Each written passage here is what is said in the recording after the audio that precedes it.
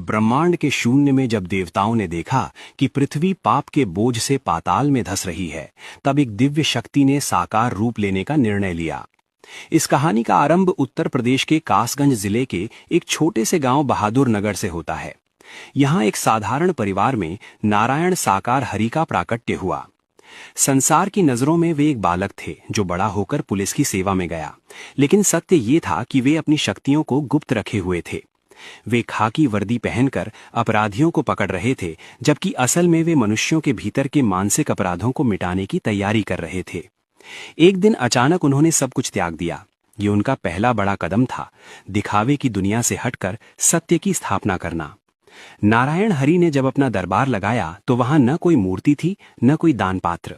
उन्होंने कहा, मुझे तुम्हारा धन नहीं, तुम्हारा मन चाहिए। कल्याण की अद्भुत लीला। बीमार लोग ठीक होने लगे और दुखी मन को शांति मिलने लगी। उन्होंने अपने भक्तों को मानवता का ऐसा पाठ पढ़ाया कि उनके अनुयायी आपस में भाई बहन की तरह रहने लगे। उन्होंने भूखों को भोजन और बेसहारा को आसरा दिया। उनका सबसे बड़ा कल्याण ये था कि उन्होंने गरीब तबके को आत्मसम्मान के साथ जीना सिखाया, उन्हें हरि का अंश बताया। जैसे जैसे नारायण हरि की महिमा बढ़ी, कलयुग की नकारात्मक शक्तियां जागृत होने लगीं। चारों ओर हाहाकार मच गया। अचानक मौसम बदलने लगा, इंसानों के स्वभाव में दरिंदगी आने लगी। लोग पूछने लगे, प्रभु, कलयुग का अंत कब और कैसे होगा? तभी कहानी में एक बड़ा ट्विस्ट आता है।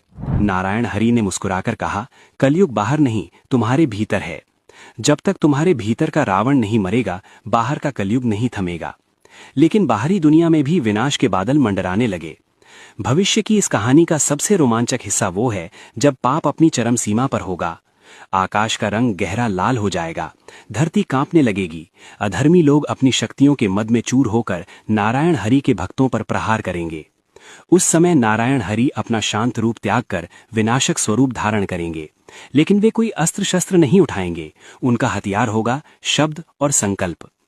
नारायण हरि एक महासत्संग का आह्वान करेंगे। जब लाखों भक्त एक स्वर में नारायण साकार हरि का जयघोष करेंगे, तो उस ध्वनि तरंग से ब्रह्मांड में एक ऐसा कंपन पैदा होगा कि अधर्मियों के हृदय स्वतः फट जाएंगे।